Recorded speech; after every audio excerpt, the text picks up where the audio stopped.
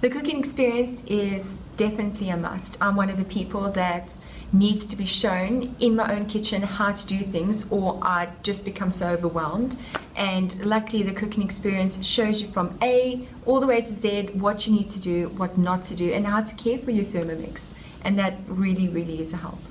I learned a lot. I learned everything from how to care for it, not to drag your Thermomix. It's got little weights in there, and learning how to cook recipes that I thought I could never ever manage was the best thing for me. I would host another cooking experience in a heartbeat.